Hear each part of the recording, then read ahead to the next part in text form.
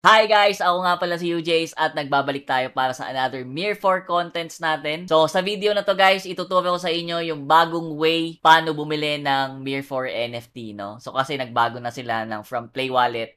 Ngayon, Wemix Play na din ang gagamitin natin sa X-Draco. So kung bago ka dito sa channel natin, huwag mo kalimutan mag-subscribe at i-click yung notification bell para updated ka kung ano ba yung mga updates and yung mga contents natin sa Mir 4. So, yung ipapakita ko sa inyo is from Wemix Play na yung gagamitin natin dito. So, thank you pala kay Boss Harold, no, sa pag-aantay, no, para lang matuloy itong video natin, video content natin. Kasi nag-aantay talaga ako na magpapaprocess ng NFT para ma-try natin, no. Mas okay kasi kapag nakikita nyo sa screen din natin kung paano yung actual na step-by-step na procedure para masundan nyo din. So, yung unang-una yung gagawin is mag-download kayo ng Wemix Play sa inyong mobile phone or smartphone. And syempre, i-ready nyo rin yung inyong fresh dummy Gmail, no? So, maglalagin ako using our Gmail. Actually, dapat wala pang mga tokens yan kaso na-connect ko na yung Gmail ni client sa Webix Play. Pero ipapakita ko pa rin naman sa inyo kung paano. So, kapag ano dyan, may nakalagay dyan sa gitna na connect Wemix. Or kung wala kayong Wemix, yan, click nyo lang to, then add natin. So, hindi na add existing ang gagamitin natin dito, ha? Add new wallet na po tayo. Yan. Add new wallet na tayo. Then, magsiset lang kayo ng inyong Wemix ID. Hindi na pwede yung number. So, parang letters lang to guys. Yan. Sample lang tayo. Then, yung ating Wemix Play password. Okay. So, sample lang. 1, 2, 3. Yan. So, kapag ni-next nyo yan, agree nyo lang. Then, may lalabas dito, registered na yung Wemix Play, no? Sa akin kasi, na-register ko na. Pero bibigyan kayo ng private key niyan, no? Dapat i-save nyo yung private key nyo, guys. Yung mahaba. So, if ever man na hindi nyo nakuha, pero nakalagin pa din naman sa Wemix nyo, punta lang kayo dito sa may settings. Tapos, security and privacy, then check private key. So, makikita nyo dito, ayan, yung una nating, yung una nating ginawa. So, then, input nyo lang yung Wemix password na ginawa nyo. Then, click OK. So, ayan, may ilalabas na yung private key nyo, then, hold nyo lang yung sa baba. Then, ayan, i-copy nyo na yan, i-save nyo na yan, guys, kasi kakailanganin nyo yan, guys. Okay, so okay na tayo. Teka, delete lang natin yung sample natin para hindi tayo malito. Okay, so ayan, meron na tayo Wemix Play ID. Ngayon, kailangan na natin ng Wemix. So, kung kailangan nyo ng Wemix, guys, pwede kayo mag-message sa page natin. Available naman yung Wemix natin. And, kung gusto nyo ng ready to play, guys, pwede nyo rin akong i-contact, no? PM nyo lang ako sa mismong page natin para iwas scam. So, yung bibilhin ni buyer, guys, is itong nakita natin na Lancer na 120 Wemix. Ayan. So, maraming naiba kasi sa, sa X-Draco na NFT eh. So, mamaya sasabihin ko sa inyo kung ano yung mga bago sa NFT. So, pero kailangan na muna natin ng 120 Wemix. Ayan. Okay, so meron na tayo 120 Wemix dito sa account ni client. So, hindi nyo na kailangan gawing P-Wemix. Hindi siya katulad ng dating, process. Hindi nyo na siya papalitan. So, bakit? Kasi bago na yung process nga ng NFT. So, i-hide ko nga muna to. Ayan. So, eto na. Nandito na tayo ngayon sa X-Draco. Kapag may napili na kayong account, yan, for example, yan na yung napili nyo account. Click nyo lang yung purchase. Then, mapupunta na kayo dito sa wemixplay.com. Ayan. So, bago na talaga, no? Parang, kung familiar kayo sa Nightcrawls, guys, parang ganun na yung NFT ni Mir4. So, parang ginaya lang. So, yung malaking pagbabago dito sa Mir4 NFT natin is magkakaroon tayo ng bidding na. So, hindi na katulad dati na kapag meron kang Wemix, auto-buy na kayo, nakakapag-snipe-snipe pa ng mga character. Ngayon is may bidding na siya. No? Parang same na din ng Nightcrawls. Sa selling naman, meron naman tayong mga iba't ibang option. So, meron tayong NFT transfer, NFT offers, bidding, and yung bridge. So, itatakil naman natin yon sa selling naman ng NFT.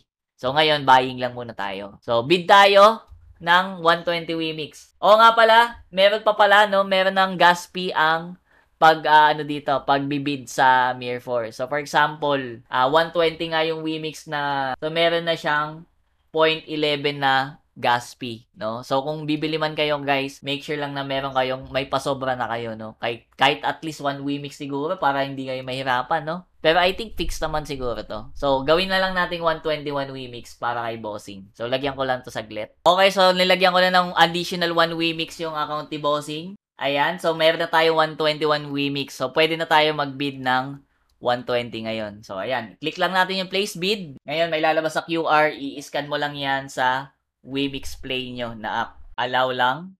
Tapos, lalabas ulit yan. Place tayo ulit ng bid. Ayan, nag-allow na. Ayan. So, ayan o, pag i-input na ulit tayo ng Wimix Play password natin. Okay, signature completed na sa akin. So, ayan, maglo-loading na po. And, okay na. Na-confirm na natin bid successful na tayo. So, i-refresh natin. Ayun nga, mag-aantay tayo ng 3 hours para makuha natin yung ating NFT, no? So, kapag may nag-bid, may nag-counter bid, syempre, magre-reset yung time niyan. Parang night rose lang din talaga. Balikan ko kayo guys ng 3 hours kung makukuha natin tong character ni Bossing. So, tayo ay nagbabalik after 3 hours ang paghihintay at ito na yung update natin dun sa binili nating NFT. So, luckily, walang nag-bid. No? Siya lang ang nag-bid dito sa NFT account na to. So, nakuha na ni client yung gusto niyang NFT. Ayan. So, nasa atin na po. Nasa wallet na natin. No? Nasa Wimix Pay na natin.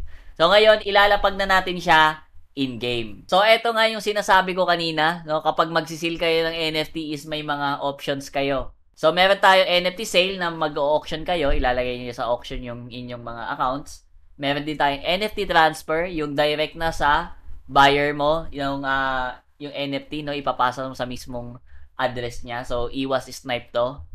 Then, meron tayong allow NFT offers, kaso naka-close pa siya sa akin, no. Then, yung NFT bridge naman is para lang yan sa ililipat mo yung from NFT site para ma-load NFT mo sa in-game. So, i-click nyo lang ngayon yung NFT bridge. Then, exchange lang natin yan. So, wala namang bayad to pag mag-exchange kayo, guys. Click exchange, then, may signature required. So, dapat nasa inyo pa rin yung, Wimix Play nyo. Hawak nyo pa rin. Kasi, manghihingi yan ng code, ng password na naman. Ayan, kapag okay na, tingnan natin kung papasok na siya. Okay, so, confirm lang. Then, another password ulit. Yan. Mapupurga kayo sa kaka-password nyo dito. And, ayan na, na-bridge na natin. Ayan o, may libre nakalagay o. So, confirm lang natin. Then, punta na tayo sa Mir4 in-game. So, ilagin natin yung ginamit natin Gmail dito. Ayan, so, nalagin na natin. Tapos, lagay lang natin yung okay lang yon. Tapos, yung date of birth ni client. Ayan, okay na. Connect na natin in-game. So, itatry natin muna yung selected server ni client kung gagana pa din, no? Pero pag hindi, doon na natin talaga ilo-load NFT sa mismong server nung napagbilhan natin. Ayan, yung load NFT natin sa baba, kapag wala yan, ibig sabihin nasa Steam client kayo or nasa Apple kayo. Hindi ako sure kung meron sa iPhone eh. Pero much better sa PC client kayo mag-load NFT or sa Android kasi meron talaga yan. Okay, load NFT natin and then scan natin ulit yung ating Wimix Play. Okay, na-scan na natin. Ito na yung character natin. Click natin ng OK. And ayan, may notif. No, ayan na nga. This is a server where the NFT characters cannot be loaded. No? Ayan, you can only use the load NFT function when the server, the character is sealed and the server to load the character match. So, gaya nga ng Night Rose, kung saan mo binili, dun mo lang siya ilo-load, no? Mapapagastos nga lang kayo talaga ng Wayfarer after. So, ilipat na natin to dun sa kanyang mismong server. Yun lang yung medyo pangit eh, no? Dapat, pa din eh, pwede ka pa din mamili eh. Paano kung lag ka dito sa region na to, di ba? Titiis ka ng 5 days bago ka maka-Wayfarer. Then, load NFT na natin. Ayan, click link. Scan tayo ulit. Ayan, kapag okay na, lalabas na yung character ulit. And click na OK. Ayan. Okay, so ayan. Click na lang natin yung OK and another scan naman yan. Siyempre, hindi mawawala yan. Last scan. Please do not close the tab while waiting for the signature. Okay. All goods na tayo, guys. Ayan na nga, pumasok na nga. So, yung last server ng bibilhan nyo, doon nyo lang talaga maloload NFT. Ayan.